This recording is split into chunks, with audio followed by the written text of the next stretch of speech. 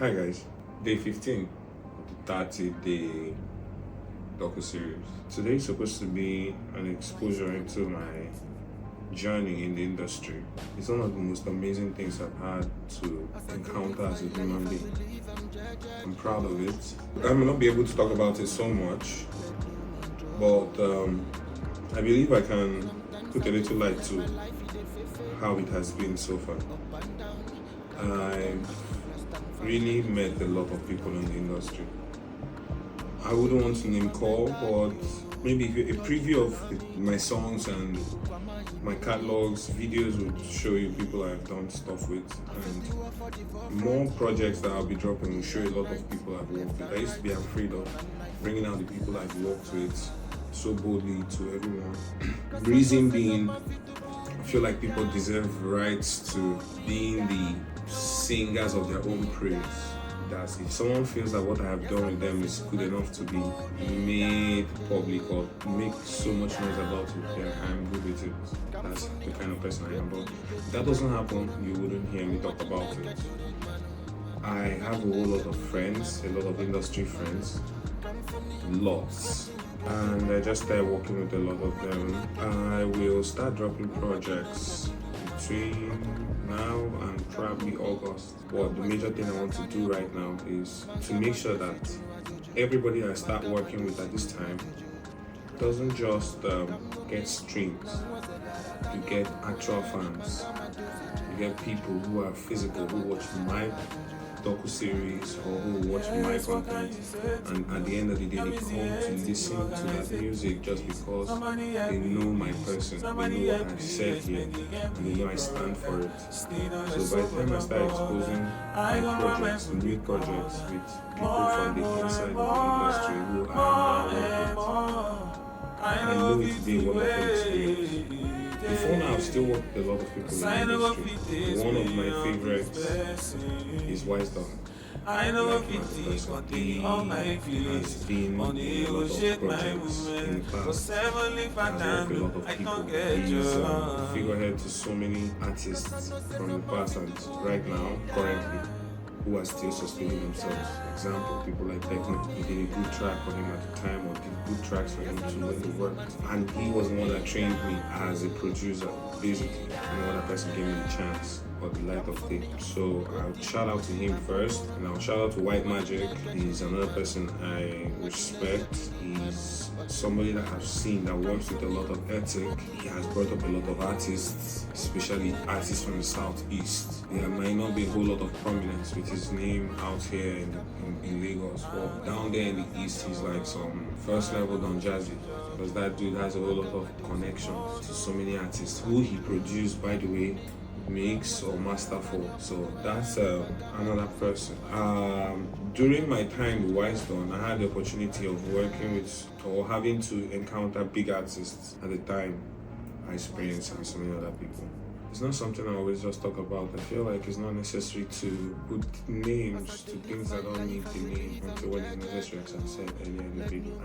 I prefer walking this industry on a whole new platform. Like walking without people knowing that there were times I performed for MTN, Glow, open stages in Rock and Roll and so many other shows in the past. I want that to be a chapter to my existence. This could be like a whole new chapter for me, like meeting you guys having to listen to my stuff, have to make conversation with me, and I have to sit and be confident enough to make conversation with you guys. What I'm basically building is the courage to be able to sit with you guys when you're like 1,000, 2,000, 5,000, and we have this conversation in shows. And I'm gonna give you guys food and drinks and get high with you guys, like as much as you guys want.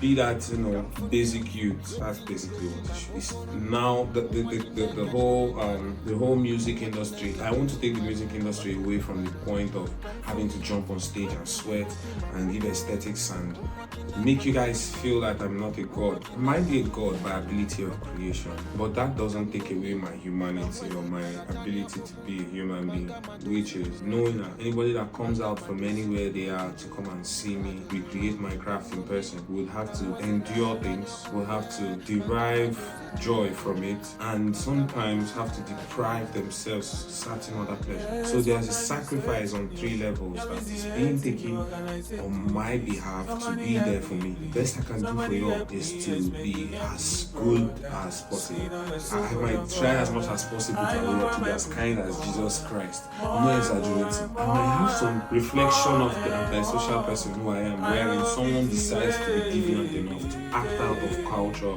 or character and try to be a sour person in the show, perhaps molest, disturb, act out of place. Then my protection energy kicks in, and I will have to respect every other person in there, but I will still have to discipline that same person, because all we come for is concordance. All we come for is love, unity. St. John will say this is not a cult. It is definitely not a cult, but it's a community. It's more than it is. A lot of things have to come through just because you're part of my community. These are the things I've learned through my journey in the industry. Like, there's been so much attention on what you can get for yourself that you don't pay attention to people who give it to you. And when that happens, you lose touch with them. There's so many artists who are blown and they have lost touch with the core fans that they have. They go on their Spotify for artists and they see that they have about 5 million monthly listeners. But those 5 million people, 100,000 of them were their fans from 2010, from 2009, from 2014, from 2015. Some of them have families now. Some of them listen to this music while they take their kids to school. There's a necessity building up. The age, the class, the people that know your music is beginning to appreciate you. Even the people in your 60s and 50s who like your music. There has to be a give back. That way you get to have your respect in the community. It doesn't have to be that all big artists out there in other continents did it, and yeah, you have to do it. Bro, no. It's just knowing that being a human being and spreading love with your creative power as well as the financial enablement is a result of patience and love towards the people who helped you get to it. So I think my new story should be filled with being able to come through quality Solomon effect. So greatness to you guys, greatness to me, greatness to all of us, and I hope that this 2-part 1-day series is going to be exposure enough to show you guys an insight into how I've been able to work for a bit in this industry and where I intend to get. I didn't call a whole lot of names who I know plenty, or from now let's just say what I wanted to pass was a message and I have passed it. So peace to you guys and have a great one.